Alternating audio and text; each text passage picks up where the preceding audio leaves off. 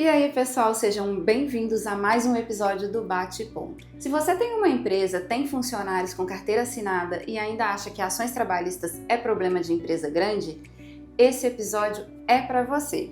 E eu trouxe aqui hoje a advogada Marcela Muniz, especialista em advocacia empresarial, para demonstrar um dos maiores mitos que a gente ouve do mundo das startups e pequenas empresas. Vem comigo?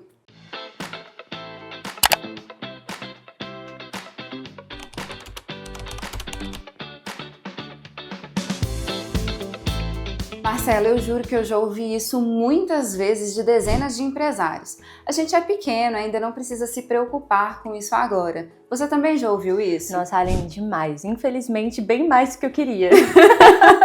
Acontece muito, né? Demais. As pessoas não ficam tão preocupadas com isso quando é pequeno realmente, sabe? Mas é um erro, infelizmente. Sim, eu bato muito nessa tecla porque a gente sabe que obrigatório o sistema de ponto, por exemplo, é só para empresas com mais de 20 colaboradores, isso, né? Ah, mas eu não tenho tudo isso de colaborador. Mas o processo pode chegar em algum momento. Pode e geralmente chega, infelizmente. Eu sei como é. Então vamos destrinchar isso. Porque o tamanho da empresa não protege ninguém. Porque, na verdade, um colaborador com carteira assinada tem exatamente os mesmos direitos, independente se a empresa tem 5 funcionários ou 500. E as pessoas acham que isso é bem diferente, né? É. Quando a realidade é completamente outra. Não importa se você tem um colaborador ou 1000. Ou 1000, exato. Que a realidade vai ser a mesma. Você precisa ter esse controle de jornada, porque se der algum processo, você precisa demonstrar ali o que realmente acontecia, né? É engraçado você ter falado isso, porque a gente recebeu o relato de um cliente que falou exatamente isso pra gente. Que o colaborador alegou judicialmente que ele fazia muitas horas extras e que não recebia por isso. E através do espelho de ponto do DOT-8, o cliente conseguiu provar que isso não existia. Exato. Que ele não fazia essas horas. Ah, ele nem fazia hora extra. Não fazia. E todas que foram feitas foram devidamente pagas. Que isso, gente. E é muito louco isso, né? Porque a gente tem aquela questão realmente da presunção da prova, né? Por exemplo, se um colaborador fala que fazia hora extra, ele precisa provar. No direito do trabalho é assim, né? O que você fala, você alega se a gente não tiver aquela inversão do ônus da prova.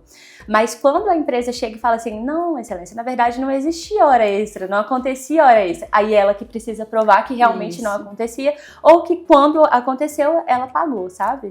A gente até brinca aqui no DOT-8 que, tipo, num processo trabalhista, a empresa ela já entra perdendo de 2-0. Infelizmente. E quando a gente consegue provar e a gente tá correto, fica muito mais tranquilo. Com certeza, né? Com certeza. Legal. E na prática, Aline, a gente vê que a pequena empresa, ela é bem mais vulnerável, sabe? Porque quando a gente tem uma empresa grande, a gente tem ali um RH estruturado, né? A gente tem políticas de compliance, a gente tem um jurídico interno, e o pequeno não tem, infelizmente. E às vezes ele acaba confiando só no que combinou verbalmente com o funcionário, né? Acaba que ele vai confiar naquela planilha que qualquer pessoa pode editar, e até na boa vontade do colaborador mesmo, né? É a questão que também o pequeno geralmente é eu presa, né? Tem 1-2 pessoas que fazem tudo, então fica mais difícil controlar essa parte se você não tem um sistema para te ajudar. Isso, exatamente. Eu acho que é aí que o sistema, quando a pessoa é eu presa mesmo, né? É aí que você precisa contar realmente com o sistema para facilitar a sua vida, né? E Marcela, me conta, quando vai para a justiça, a gente até abordou um pouquinho disso antes, o que o juiz quer ver? Sem sombra de dúvidas, prova. A gente precisa ter provas, registro realmente, sabe?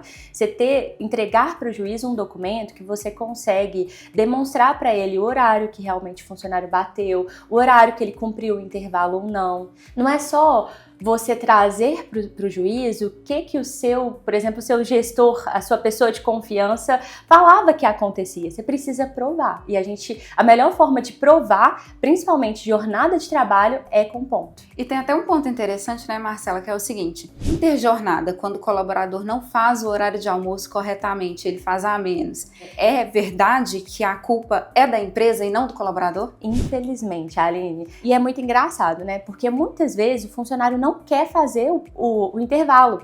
Eu atendo uma empresa que a gestora ela veio com o seguinte questionamento: as minhas funcionárias, elas querem sair mais cedo e não querem fazer o intervalo. Ou então assim, elas querem cumprir o intervalo entre a jornada no final da jornada. Então, em vez, por exemplo, de sair às 18, querem sair às 17. E não pode. O intervalo, ele serve, na verdade, para dar uma segurança, né? Para dar um respiro ali para o funcionário também. Então, ele tem que ser cumprido. E a obrigação de verificar se realmente ele está sendo cumprido, se está sendo adequado, é da empresa. Ah, que bom, porque eu realmente bato muito nessa tecla. E ouvir isso de uma advogada é perfeito, né? Marcela, tem algum dado que te marca muito nesse sentido? Nós, Aline, ano passado saiu uma matéria no TST mostrando que os 2 temas mais recorrentes nos processos julgados era justamente hora extra e intervalo entre a jornada, sendo que só sobre hora extra foram mais de 70 mil processos e de intervalo chegava aproximadamente a 50 mil. E quando a gente fala sobre esses temas, não é só trabalhar além do horário, né? Entram várias discussões, se a jornada realmente foi registrada corretamente, se o intervalo foi respeitado, ou se não, se foi suprimido, mas se foi realmente pago ou não. E claro, né, se o cálculo realmente foi feito da forma correta. Interessante. Eu sempre bato muito nessa tecla que quase 60% das ações trabalhistas que existem hoje no Brasil, elas têm origem nas batidas de ponto. Sim. E o pessoal fica chocado. Por quê? Porque não observa o que está acontecendo dentro da própria empresa. Exatamente. Então, se você ainda está naquela, a gente ainda é pequeno, ou então, isso não chega em mim, a pergunta que fica é: você está pequeno demais para se proteger ou pequeno demais para se preocupar se der errado? Então conta pra gente, Marcela, o que você diria a um empresário que está ouvindo isso agora e ainda está em dúvida? Empresário, você precisa entender uma coisa muito simples. Na Justiça do Trabalho, quem não prova vai acabar perdendo. Então, organização não é uma burocracia, é estratégia de proteção do seu negócio e do seu sonho. E se você quiser entender como o DOT 8 pode ser uma proteção no dia a dia da sua empresa, o link está no episódio. Semana que vem a gente volta com mais um Bate Ponto. E até lá!